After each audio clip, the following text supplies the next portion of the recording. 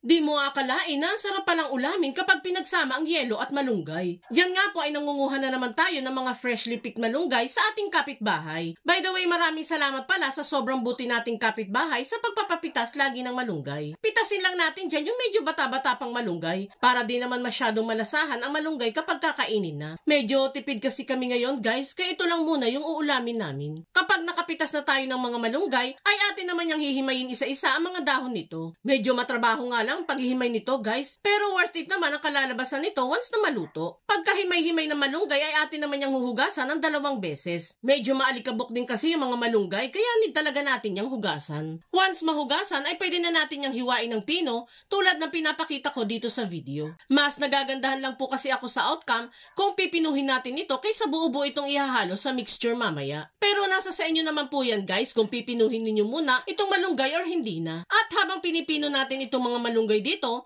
gusto ko lang muna magpasalamat sa masusugid nating taga-subaybay na sila Ma'am Luz Sigua ng Bulacan, Ma'am Ingrid Mangahis ng Cavite, at Ma'am Angelina Laba ng Cagayan Valley. Maraming salamat sa walang sawa niyong pagsuporta mga madam ko. Once mapino na natin ang mga malunggay ay eto na yung kinalabasan. Bali maglalagay lang muna ako dyan ng 2 pirasong itlog. Then sa kabatihin ng itlog kasama ang napinong malunggay. Pagkabati ng itlog ay dito naman tayo sa cornstarch mixture. Bali mayroon ako ditong 1/4 cup lang ng cornstarch at lalagyan ko lang yan ng estimated half cup ng malamig na tubig. Yung galing sa ref na tubig o di kaya naman ay pinalamig muna sa yelo ang tubig bago ilagay dito sa cornstarch. Halo-haloin lang natin yan hanggang sa tuluyan ng matunaw ang cornstarch sa tubig. Then pagkatunaw ng cornstarch ay atin naman itong ilalagay sa egg mixture na ginawa natin kanina. Pagsasamahin lang natin ang 2 mixture na yan at saka i-mix-mix hanggang sa maghalo ito. At kung nakaabot ka sa part ng video natin ito, it means na interesado ka sa malunggay recipe na sinishare natin ngayon. At kung sakali pong magugustuhan mo ito, pwede po bang pusuan mo naman ang video natin?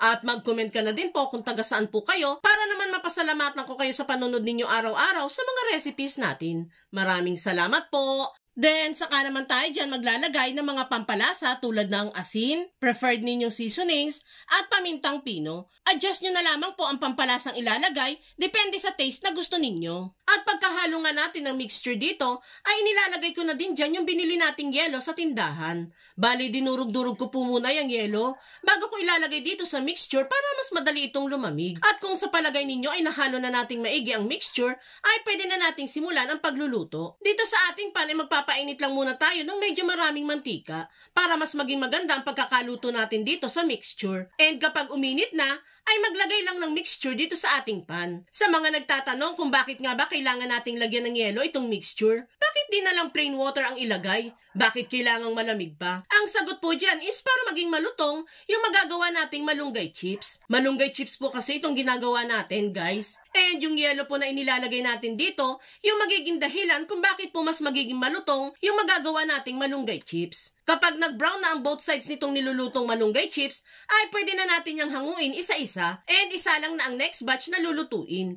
At kapag naluto na natin lahat ng mixture, ay ready to serve na itong simple, crunchy, at masarap na malunggay chips. Partneran lang natin yan na mabisang sausawan tulad nitong homemade timplang suka. Ay nakaw! Tiyak akong mapaparami ka talaga ng kain sa malunggay chips natin. Gusto ko lang palang i-share itong bagong kinalilibangan ko na 1xBet, ang pinaka-legit na online betting site ngayon, wherein pwede kayong mag-bet sa mga paborito mong team sa NBA, paborito mong laro sa casino, at kung ano-ano pang game na gusto ninyong laruin. Super dali lang ang pag-register nito. I-click lang ang registration at i-provide lang ang kailangang detalye at huwag kalimutang ilagay sa promo code ang word na 1xKitchen dahil pwede ka makapag-claim ng up to 6,000 pesos bonus sa unang deposit mo pa lamang. O, di ba? Ang syala. Kapag mag-cash in ka sa larong ito, i-click lang ang deposit at pwede kang mag-deposit through GCash or Paymaya. Ganon din syempre ang pag-withdraw. Click lang ang withdraw, then GCash, at i-provide lang ang kailangang information and wait mo lang pumasok sa GCash ang iyong napanalunan sa game. Take note guys na pang 18 years old and above lang po ito. I-click lang ang link sa ibaba at simulan mo na mag-register.